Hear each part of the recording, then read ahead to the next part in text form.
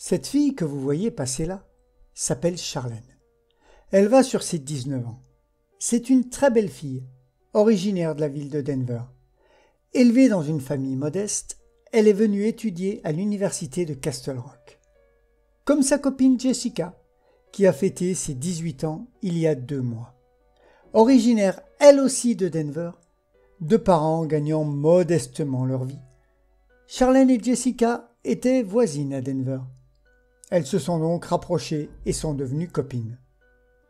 Au fil du temps, elles sont devenues 2 jolies jeunes filles populaires dans leur établissement scolaire.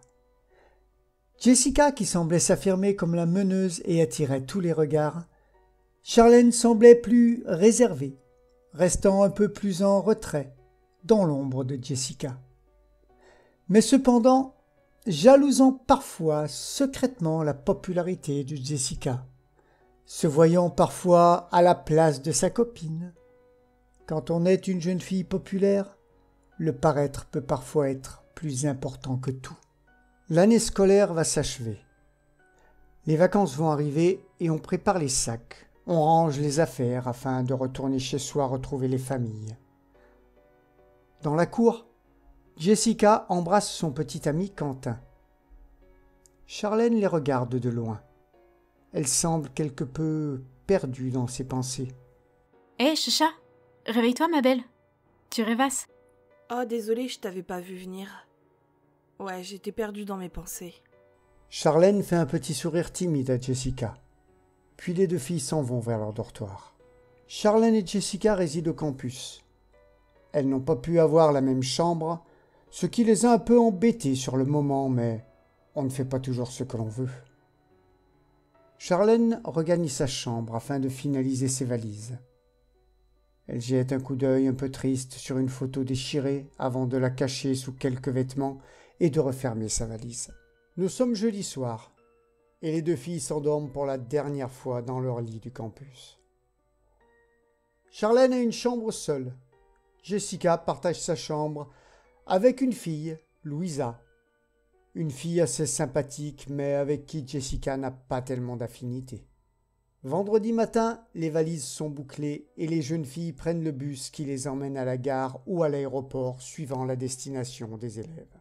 Vendredi 16h, Charlène s'affale sur le lit de sa chambre dans la grande maison vide. Ses parents ne sont pas là. Elle a la maison pour elle pendant au moins 2 semaines.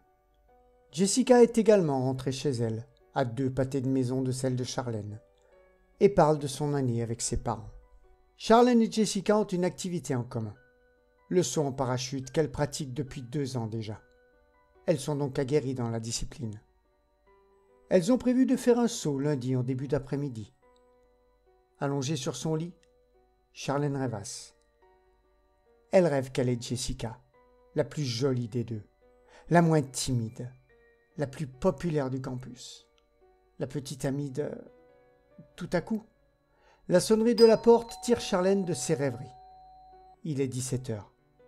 La jeune fille soupire, puis se dirige vers la porte.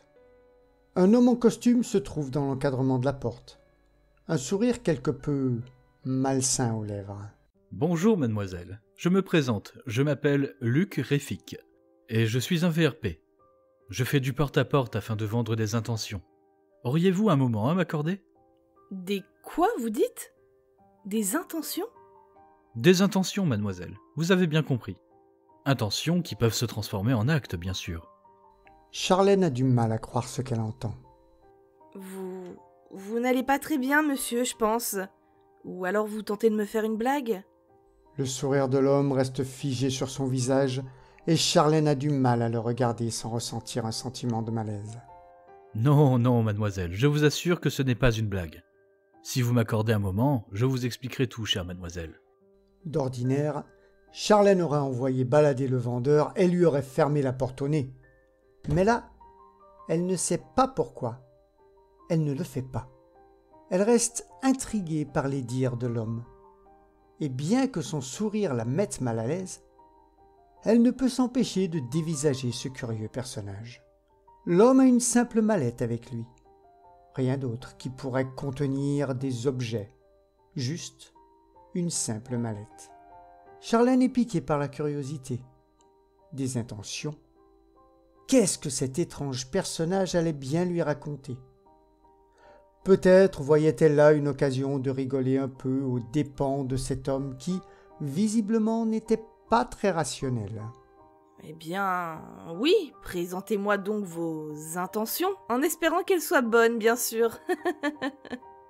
Charlène eut un petit rire moqueur, mais cela ne sembla pas ébranler le moins du monde l'homme qui pénétra dans l'appartement de la jeune fille. Eh bien, chère mademoiselle, les intentions, ce seront les vôtres. Moi, je ne vous vends que la possibilité de les changer en actes. Sur la table du salon, Luc Réfic sort quelques documents.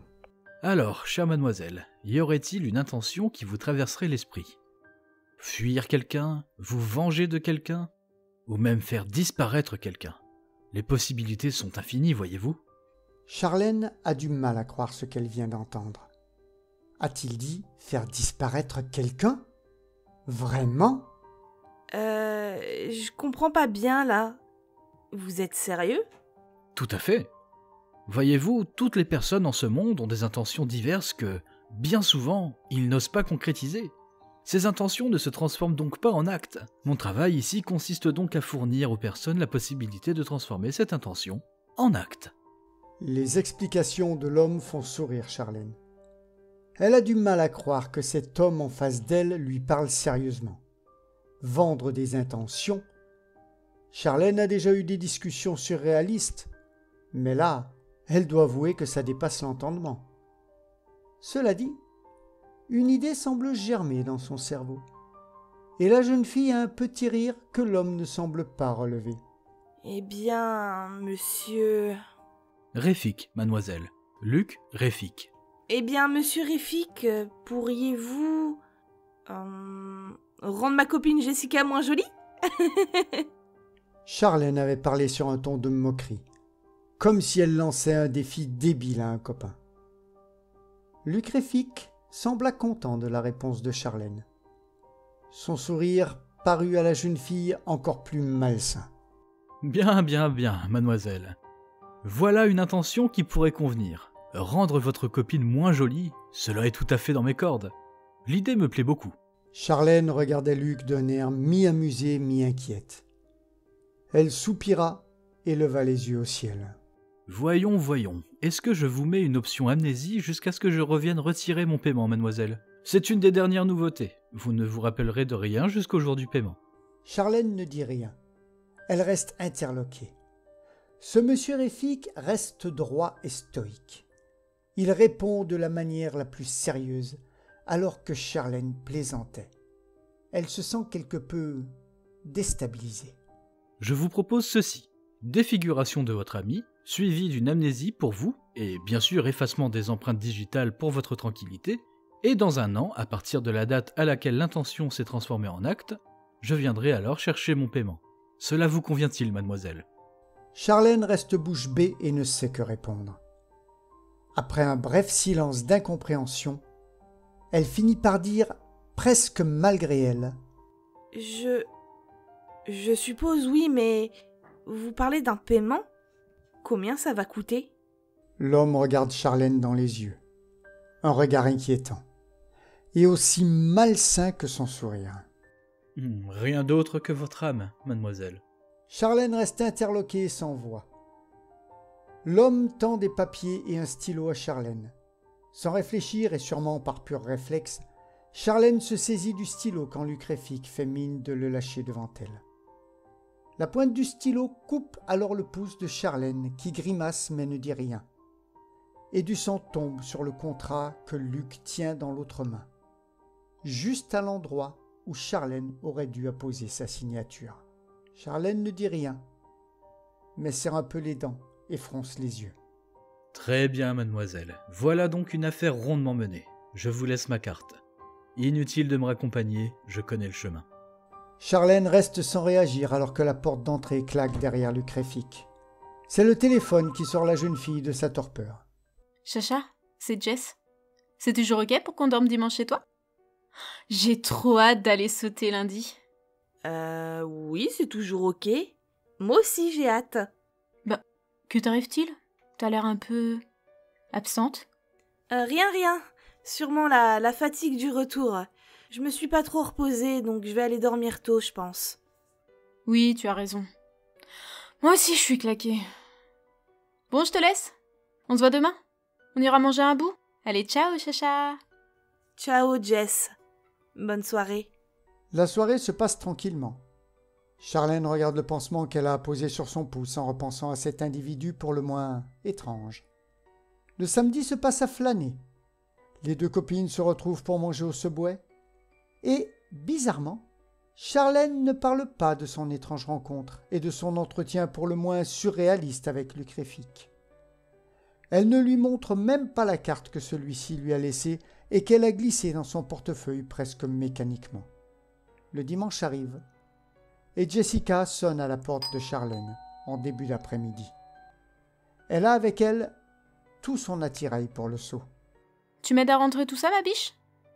Dans l'après-midi, on repliera les parachutes pour s'assurer que tout est clean.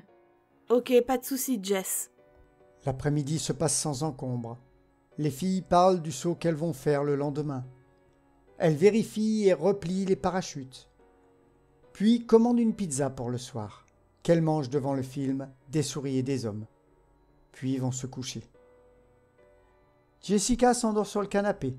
Charlène met une couverture sur elle et va se coucher. Il est 23 heures.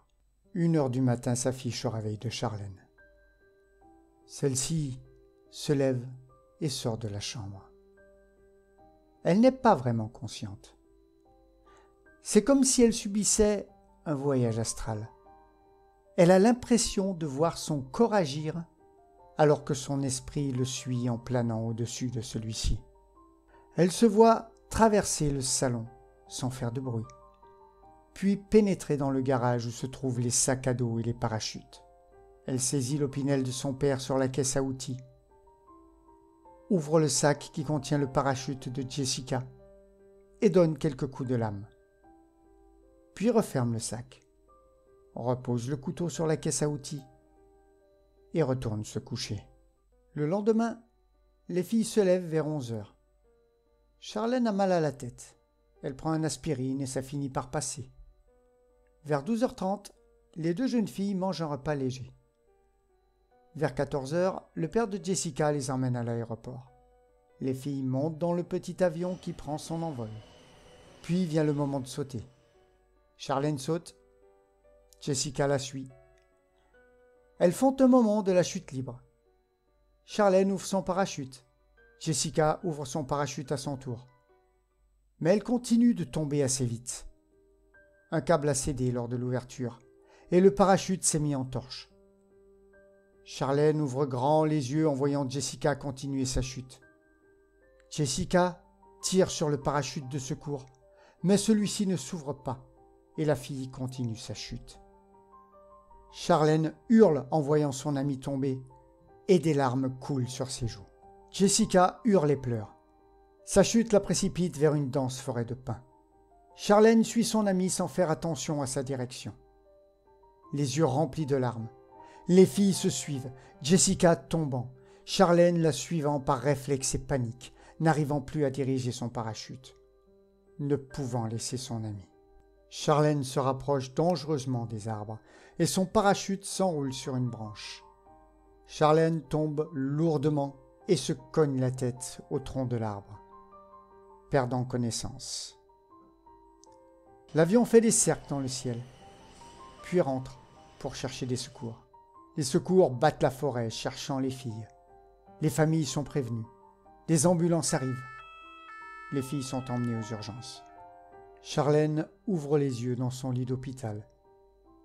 Sa famille est là et appelle le docteur. Jess! Jess! Jess! Calmez-vous, mademoiselle, votre amie va bien. Enfin, elle est en vie. Elle a eu moins de chance que vous. Mais elle est en vie. Restez calme, mademoiselle, vous avez subi un choc assez violent à la tête. Il vous faut du repos. Jessica est effectivement en vie. La toile de son parachute s'est prise dans la cime d'un grand pin, ce qui a ralenti sa chute. Mais elle a frappé violemment de face contre le tronc de l'arbre. Des branches sont venues lui écorcher méchamment les joues. Sa tête en cognant violemment contre le tronc, a fait éclater le verre de ses lunettes de protection, dont un morceau s'est planté dans son œil gauche. Jessica est défigurée. Elle portera à vie d'importantes cicatrices sur le visage et devra se faire poser un œil de verre dans son orbite gauche. Charlène se remet petit à petit, mais Jessica sombre dans la déprime. Charlène ne se souvient de rien comme marqué dans le contrat et est aux petits soins pour sa copine, prenant soin d'elle le mieux qu'elle peut. Les vacances ont pris une tournure bien triste pour Charlène et Jessica. Le temps des études revient doucement. Charlène retourne à l'université, mais pas Jessica qui préfère étudier chez elle. Jessica n'est plus là. Jessica n'est plus la plus belle, la plus populaire. Mais Charlène ne passe pourtant pas une très bonne année. Elle devait être la plus jolie, la plus populaire. Mais une nouvelle fille superbe lui vole la vedette. Et Charlène passe une année où personne ne la remarque. Quand on lui parle, c'est pour demander des nouvelles de Jessica. Même défigurée, tout tourne autour de Jessica. Quentin n'est pas revenu à l'université de Castle Rock. Charlène reste solitaire et plutôt morose. L'année se termine, les vacances arrivent, et la jeune fille rentre chez elle. Ce lundi-là, ses parents ne sont pas là, et Charlène est seule chez elle. Il est 16h15 quand on sonne à la porte. Charlène va ouvrir, ses yeux s'écarquillent en voyant Lucréfique qui lui sourit. Charlène recule. Elle se souvient de l'homme, mais de rien d'autre. Mais que me voulez-vous? Oh, c'est vrai, vous ne vous souvenez pas. Permettez-moi, mademoiselle. Lucréfique claque des doigts, et, comme si une force invisible s'emparait de la tête de Charlène, celle-ci lève la tête et plonge ses yeux dans ceux de Lucréfique. À ce moment-là, tout lui revient. Le contrat. Elle s'entend même redire « Eh bien, monsieur Réfique, pourriez-vous... rendre ma copine Jessica moins jolie ?» Elle se revoit couper les cordes du parachute avec l'Opinel. Sa jalousie envers Jessica assaille ses pensées. Son envie d'être Jessica, la plus jolie, la plus regardée, la plus populaire. Elle s'effondre en larmes sur le sol. Lucréfique semble heureux de la situation. Il y a 1 an, jour pour jour, votre intention s'est transformée en acte. Je viens donc encaisser le paiement, mademoiselle. Mais je ne voulais pas ça. Je pensais que c'était une plaisanterie. Charlène sanglote, assise sur le sol du salon. Eh bien, je vous ai dit que ce n'en était pas une. Vous auriez dû me croire, mademoiselle. Mais qui êtes-vous? Un démon? Comment avez-vous pu? Lucréfique sort alors une carte de sa poche et la déchire en deux, dissociant son nom et son prénom. Puis il retourne son nom et présente la carte ainsi à Charlène, qui peut alors lire Lucifer? Le sourire de Lucréfique s'élargit. Il est temps maintenant de payer votre dû. J'ai tenu mon engagement. Je dois donc recevoir mon paiement. Les yeux de Lucréfique deviennent rouges et son sourire s'élargit encore. Non, pitié, non! Le verdict du docteur sera que la jeune fille est décédée d'une crise cardiaque. Son amie Jessica pleurait à son enterrement, ne se doutant pas que sa défiguration venait de Charlène. En fouillant les affaires de Charlène, on retrouva une photo déchirée sous une pile de linge. Il s'agissait de Jessica dont la tête avait été déchirée et de Quentin. Jessica resta un moment interloquée, puis en retournant la photo, elle lut ces quelques mots écrits au stylo. « Je t'aime bien plus qu'elle, Quentin ». Une larme coula sur la joue de Jessica. L'année de Charlène ne fut pas meilleure sans Jessica, car tout peut changer d'une année à l'autre. Et vouloir être la plus jolie du campus ne devrait pas être une priorité et ne devrait pas faire naître des jalousies inutiles entre copines. Alors, si par hasard vous croisez la route d'un certain Lucréfique, faites bien attention à ce que vous lui demanderez en échange de votre âme.